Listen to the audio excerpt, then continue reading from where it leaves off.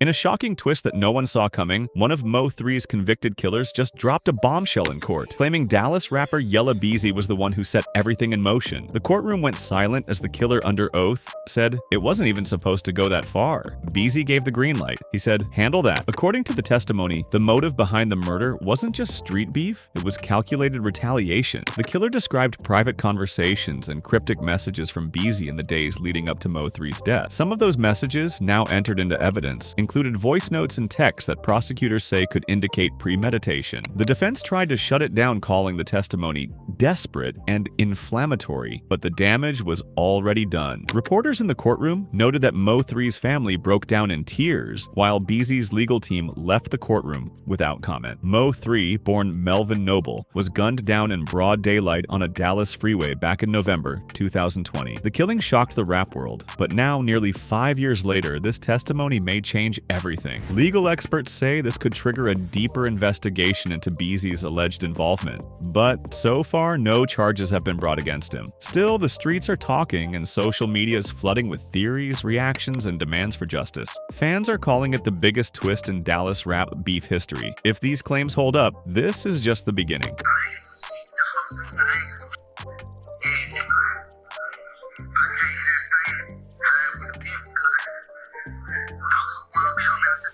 I think you the person that killed Mo3, man. They think you did it.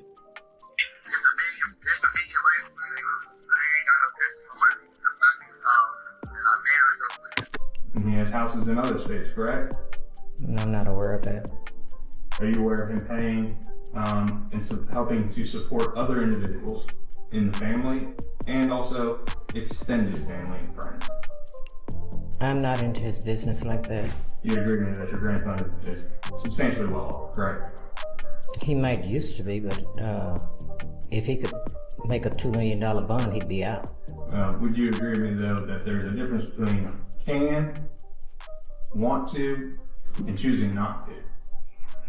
I'm aware of all of those things, but I know he don't want to be in here, so I know if he could afford it, he'd be out. These records would correspond to the exact amount which the state's witness would testify to. You are to have no contact, direct or indirect, no threatening or harassment of any victim, witness, co-defendant. If it's you or anybody on your behalf, there's going to be a problem.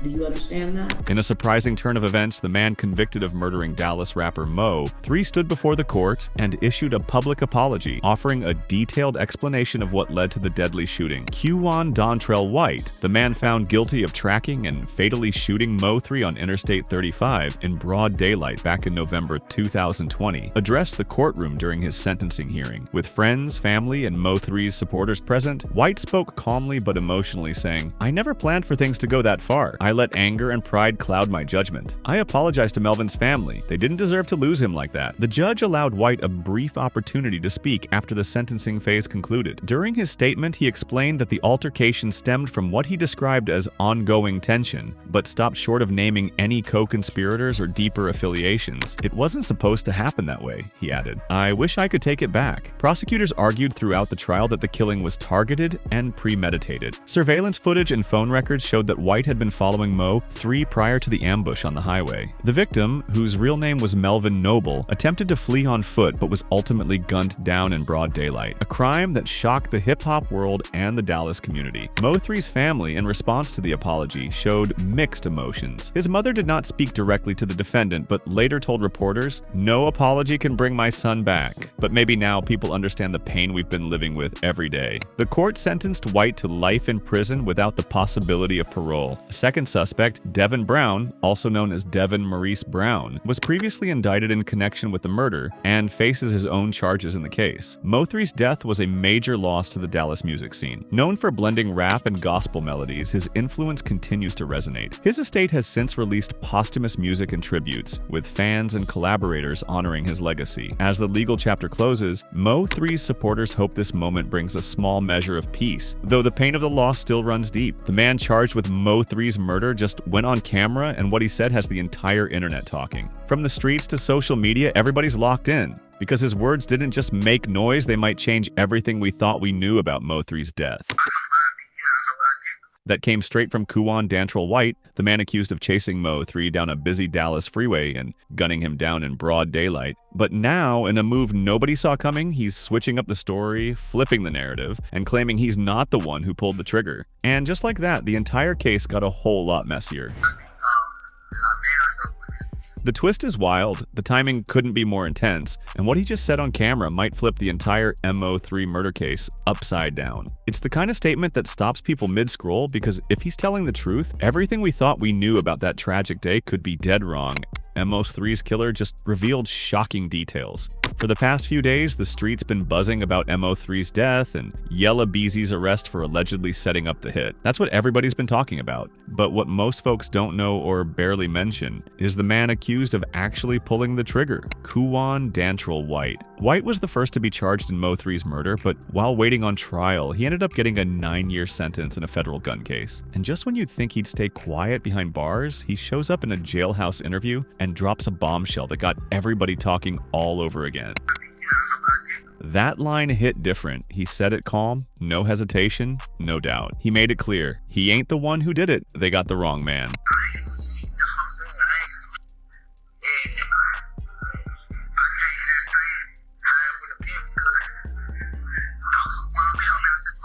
Now folks started wondering, was he set up? Was it a case of mistaken identity? But White didn't stop there, he doubled down. I think you the person that killed Mo3, man. They think you did it.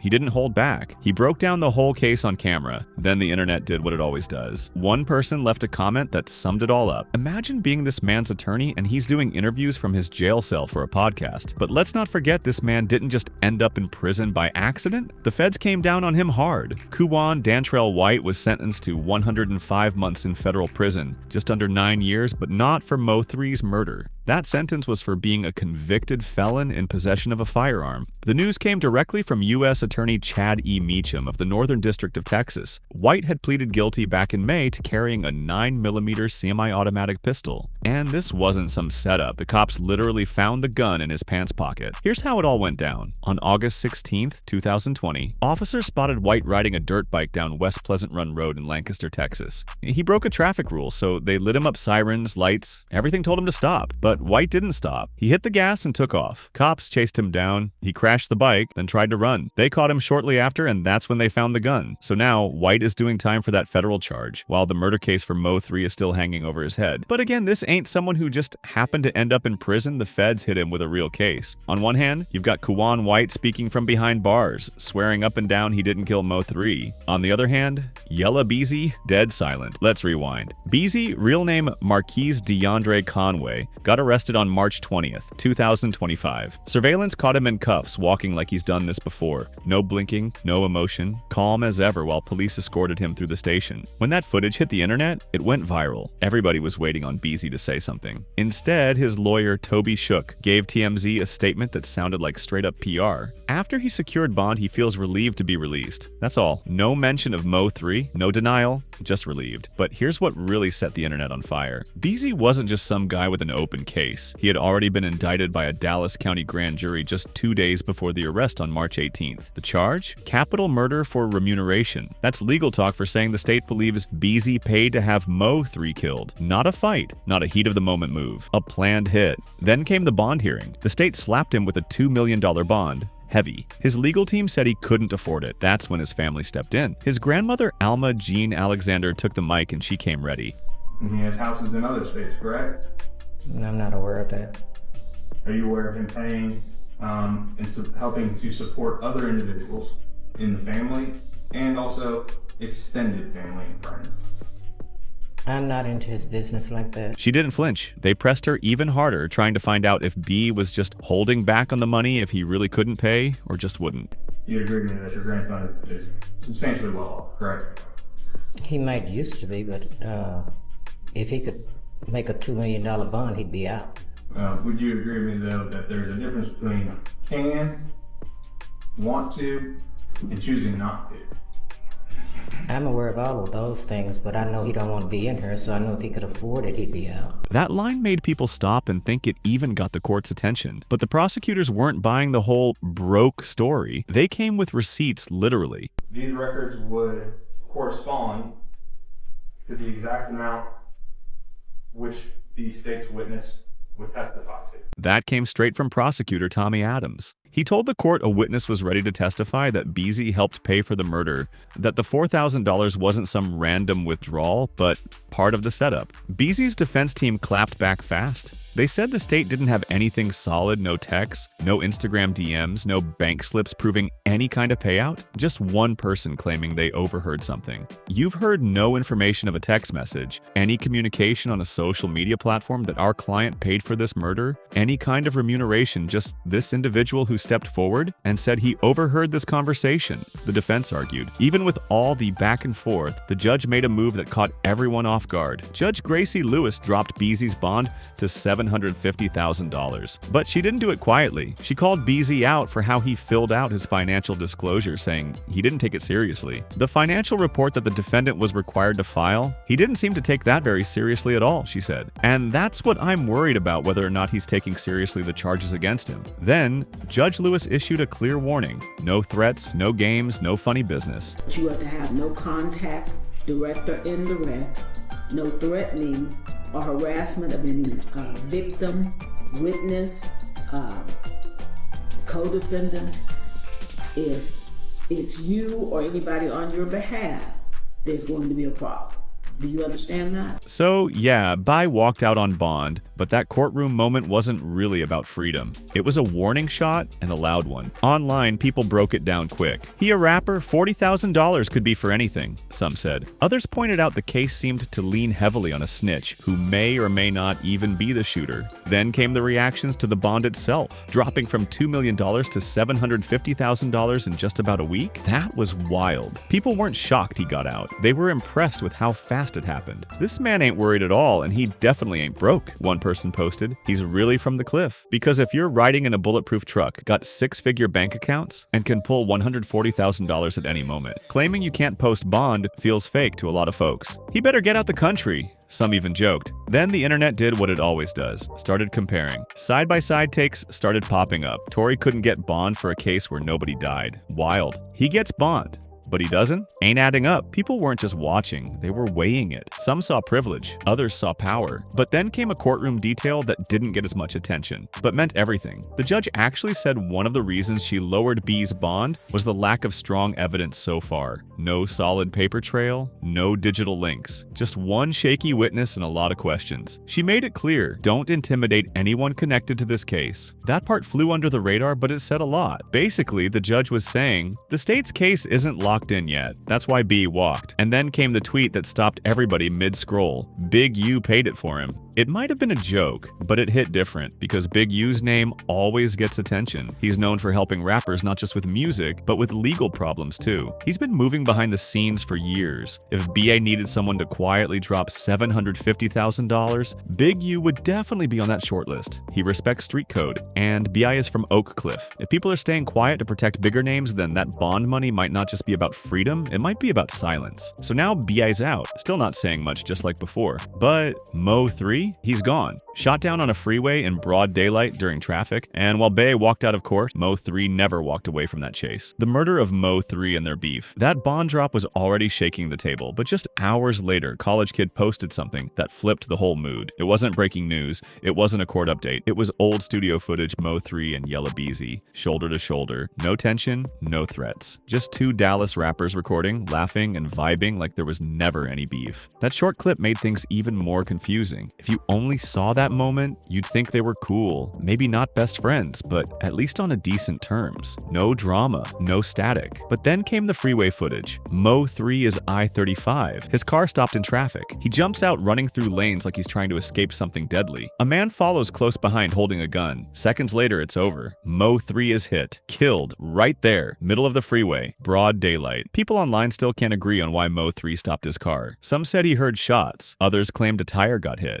Then one post brought it all together. Dude was already shooting at him, it said. The killers allegedly had multiple cars on the highway that day. Someone even claimed Mo3's tire was shot out. That didn't sound random. It sounded like a setup, like someone mapped it out step by step.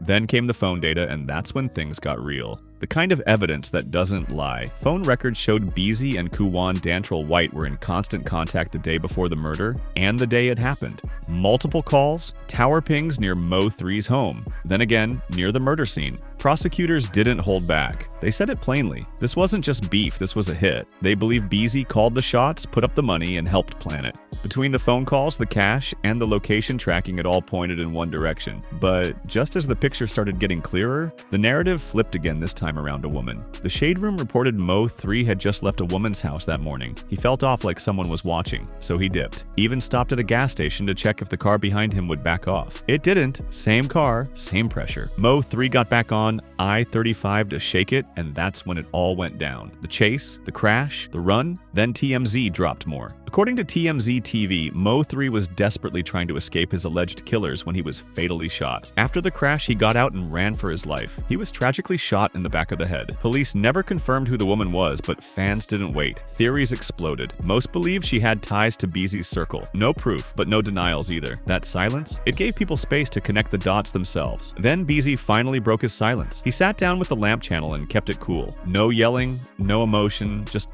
calm. Cold. Certain saint need to be addressed, certain saint don't, he said. Stop attaching me to all that, because it ain't got nothing to do with me. It sounded like a line he'd been waiting to drop, but instead of killing the rumors, it lit them up even more. People started digging deeper, especially now that Beezy was in jail, his face all over the blogs. And one question kept popping up. How did all this really start? Because this wasn't some overnight issue, it wasn't one diss track. This beef had history years behind it. Both Mo3 and Beezy repped Oak Cliff, same part of Dallas. And if you claim Oak Cliff, you either earn your respect or get tested. There's no in between. Back in 2017, things started boiling. Comedian Roy Lee, who was tight with Mo3, began calling Beezy out, questioning his street credibility, his ties to Oak Cliff. Roy picked a side, and it wasn't Beezy's. From there, things got personal. Then came the shots. On September 25th, 2018, Roy Lee was shot in a North Dallas parking lot. He didn't die right away. He fought for weeks. But on October 13th, he passed doctors said a blood clot from the gunshot wound took him out. Then the very next day, October 14th, Beezy got hit. A drive-by. 8 bullets. It happened in Louisville. He survived. But come on, that timing didn't feel random. Mo3 didn't respond with bullets. He responded with bars. In 2019, he dropped multiple diss tracks. No subliminals, no soft shots. Just straight up blame. On the track 219, which dropped on Roy Lee's birthday, Mo3 called Beezy out, blamed him directly for Roy Lee's death. Twitter caught it instantly. One post read, "The Mo3 and Yella Beezy feud turned deadly after Beezy ducked a fade from Roy Lee. Roy got killed?" That set off a chain of events. Even Reddit started piecing it together. One user wrote, "Ike that Mo3's head got big and he started talking crazy online, but I still don't know if that's what got him killed." This wasn't just music beef, it was pride, ego, real life, real loss. And once it started snowballing, nobody could stop it. Why couldn't you ever acknowledge 3 before or after his death? What was the point? B gave a little shrug, but then he took it further. He said Mo3 was jealous, claimed Mo3 was bitter about his success. That line hit hard. It changed the energy. Suddenly, it didn't feel like just music anymore. It felt personal. Like there was real hate bubbling underneath all those bars, interviews, and back and forths. And just when folks thought he was finally being real, B flipped the script again. Different interview. Whole new tone. He got asked straight up if he and Mo3 ever really had issues. This time, "We ain't never had no problem." No problem. Just like that, it flipped. First, Mo3 was bitter. Now, there was never any beef. One moment it's real tension, the next it's nothing at all. That back and forth had people confused, but it didn't stop there. Right when people thought Bay was gonna keep playing it cold and distant, he did something no one expected. He actually gave Mo3 his flowers. That was a big impact for him. Like, the whole city. A rare moment. Probably the only time Bay publicly said something positive about Mo3. No slick comments, no sneak disses, just facts. But Mo3 had moments caught on tape too. After Bay got shot in 2018 3 times while driving, people were quick to ask how Mo3 felt about it. And his answer? No sugarcoating, no fake sympathy. Mo3 kept it raw. We never had no problem. You never had no problem. Okay. No fake love. No fake concern. Just that raw, unfiltered Mo3 energy, and he meant every word. Didn't blink, didn't hold back. Then came a different kind of clip. Mo3 sat down and finally addressed everything: the rumors, the blogs, the so-called drama. And what he said caught people off guard. He claimed none of it was real. Said the whole idea of a beef came from people who weren't even in the streets. That was a big impact for him.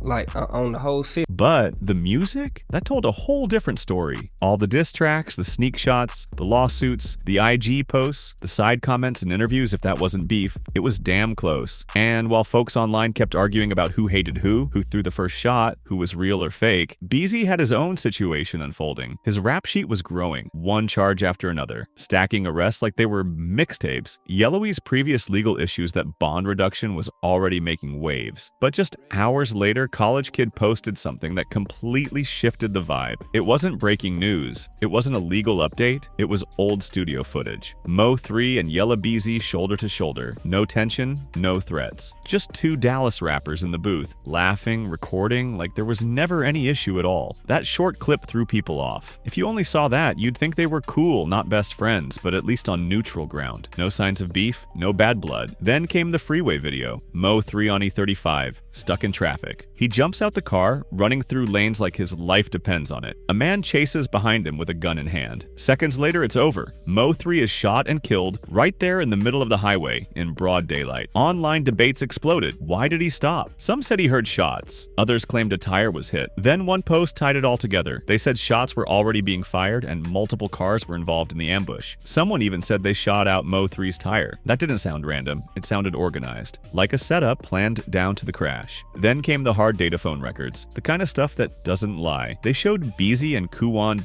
White were in constant contact the day before the murder and the day of. Repeated calls. Cell tower pings near Mo3's house, then again near the spot where he was killed. Prosecutors laid it out. This wasn't a rap beef. This was a hit. They claimed Beezy funded it, planned it, called the shots. The phone activity, the money trail, the locations, it all pointed to him.